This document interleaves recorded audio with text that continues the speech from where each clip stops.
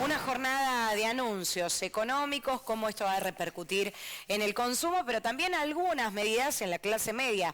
Esto le vamos a consultar a Eduardo Robinson, nuestro economista, para analizar con nosotros estas medidas. Está ya acá con nosotros. Doc, ¿le parece si repasamos las placas de lo que dejaron los anuncios del ministro de Economía primero? A ver. Vamos a hablar de estas medidas, vamos a verlas en placas justamente. Vamos a hablar, bueno, algunas de ellas hablando de la asignación universal por hijo, de las jubilaciones, así es, de las cosas que se viene, claro, del dólar, ahí está. La compra de dólares para atesoramiento, un 30% de impuesto. Bien. Sigue el límite de $200 por mes, cambios en la ley de movilidad previsional y plazos fijos que dejarán de pagar la renta financiera. Así es. Bueno, estos 4 ítems, claramente como se están mostrando en pantalla, son, te diría yo, los pilares de los anuncios de esta mañana por parte del ministro Guzmán.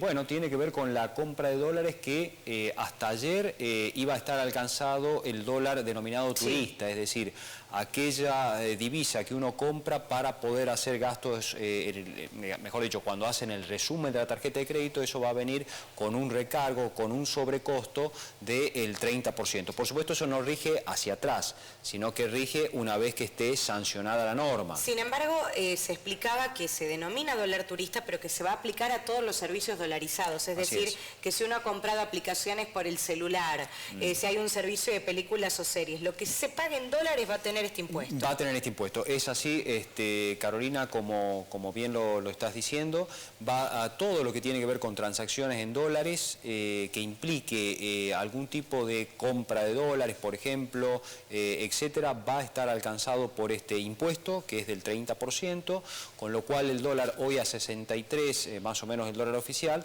estaríamos hablando de un dólar que habría que pagar, real, de alrededor de 82 pesos, teniendo en cuenta ese incremento, ¿no es cierto? Esta podría ser la parte considerada de solidaridad de la norma, la clase media aportando...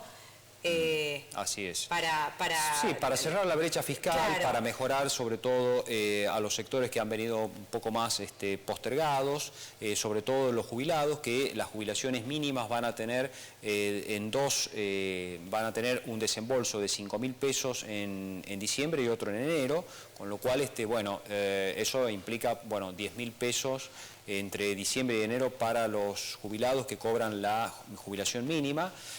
Otro de los ítems tiene que ver también con, esto de la renta financiera. Sí. Sabés que cuando hacías un plazo fijo hasta ahora, estabas alcanzado por la renta financiera, que es un impuesto de liquidación anual, y en base a los intereses que se producían por ese plazo fijo, era que había que hacer una declaración jurada para poder, para pagar el impuesto.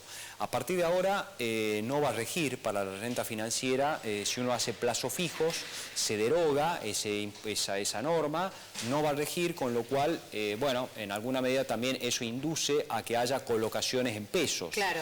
A los efectos porque ya no se va a pagar, digamos, esa renta financiera. Podríamos decir que por un lado te da y por otro te quita. Por un lado el impuesto de lo que se denomina el dólar turista, pero por otro lado se saca este impuesto que se entendía sobre los plazos fijos, que en muchos casos eran de ahorro. Exactamente, en muchos casos eran de ahorros y que había que pagarlos, con lo cual se está en alguna medida estimulando a que haya plazos fijos en pesos. Pero sí. Bueno, la gran pregunta es si estas medidas que claramente apuntan a reactivar el consumo, ¿cuál va a ser en primer lugar el efecto? Si realmente, desde mi punto de vista puede haber una reactivación en el consumo, pero claramente también puede haber un impulso en los precios. Para eso también se están congelando por 6 meses las tarifas de luz y de gas, con lo cual eso es una medida que trata de suavizar los costos para las empresas y sobre todo también para, por supuesto, las familias, ¿no? Doctor, ¿podríamos decir que estas medidas están evidenciando quizás lo que había señalado Alberto Fernández cuando era candidato y no todavía presidente, que la política va a marcar el ritmo de la economía y no al revés? Bueno, sí, claramente la política está incidiendo mucho en la economía y lo que estamos viendo son, el fin de semana hemos visto lo que tiene que ver con el incremento en las retenciones al campo, que de acuerdo con el punto de vista del gobierno se trata de una actualización, no de que suben las retenciones, sino que se actualizan las retenciones porque ha habido movimientos en el tipo de cambio.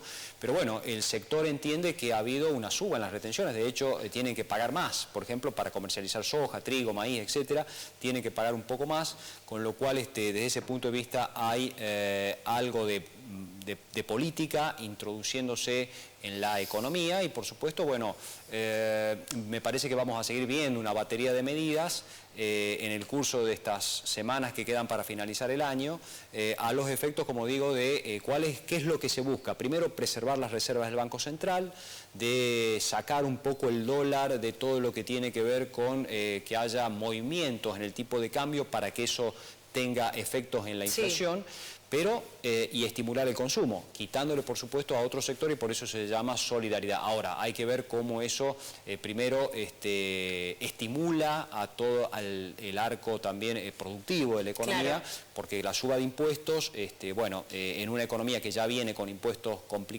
altos. Va a ser, me parece, muy complicado.